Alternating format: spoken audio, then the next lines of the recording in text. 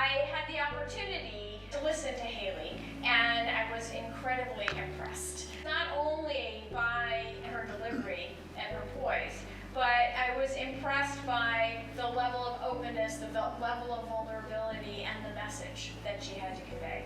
And afterwards, she and I had an opportunity to spend some time together, and I was like, I just must have you come talk to my team.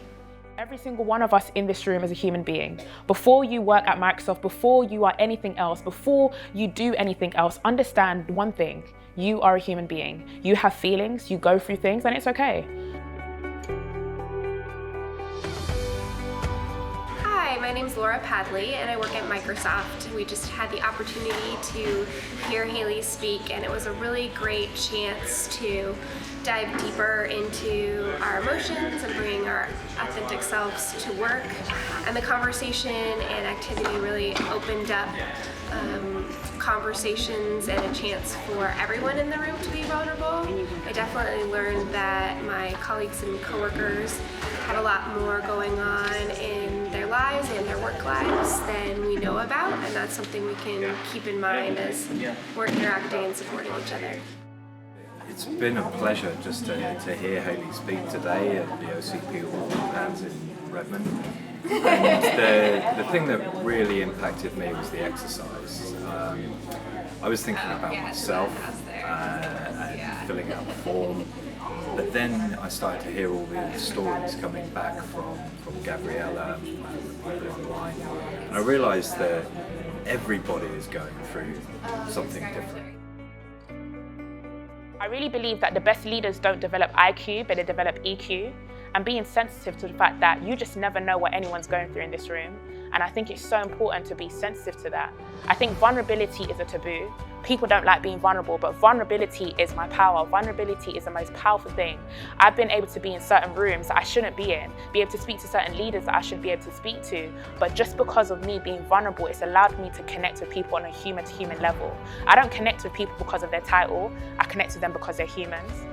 She's a great speaker. She connected with us as a woman, so it was amazing. Thank you.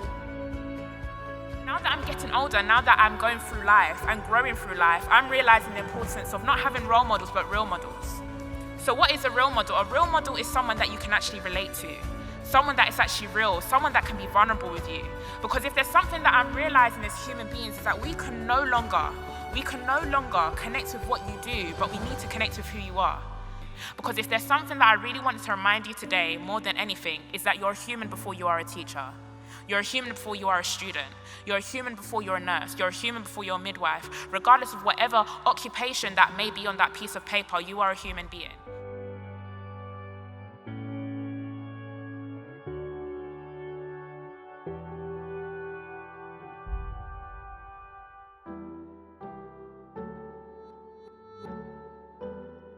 Today I attended the International Students Conference where Hayley was a guest speaker, and I really enjoyed her talk. It was really emotional, and I really applaud her for her bravery of sharing her story.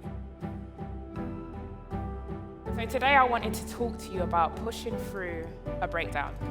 Now, if you told me 1,460 days ago that I'd be standing on the stage speaking to you beautiful people, I wouldn't believe it. I started speaking at 17, there was only 20 people in the room, but I knew that I was called to thousands. I knew I was called to speak to so much more.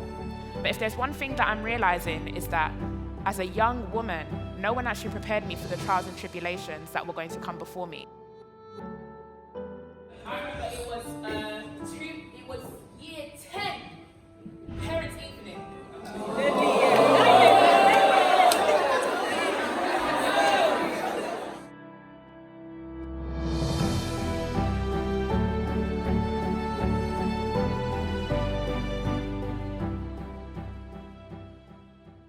So I celebrate life because I know what it means to be near to death. Right. And I celebrate life because life is contagious as well. Yeah. And I generally want everyone that is going through a dark place to understand that there is a light at the tunnel. I found that light. And I always say I try to be a voice to the voiceless and hope to the hopeless. And that's what my book is. I remember when it was like the time that I got to my darkest place. this is when my brother was at work, my mum was still abroad at this time, and I decided that I was going to take my life, but this was the last time, and this was basically where everything shifted for me. And what happened is I went downstairs and I got the pills that I was going to overdose on. My brother was at work and it was 4 p.m, so I was really planning everything. I had everything planned, and my brother came back home early, so he didn't actually tell me he was coming back home. He came back home early, he sat me down because he saw the pills and he knew exactly what I was going to do.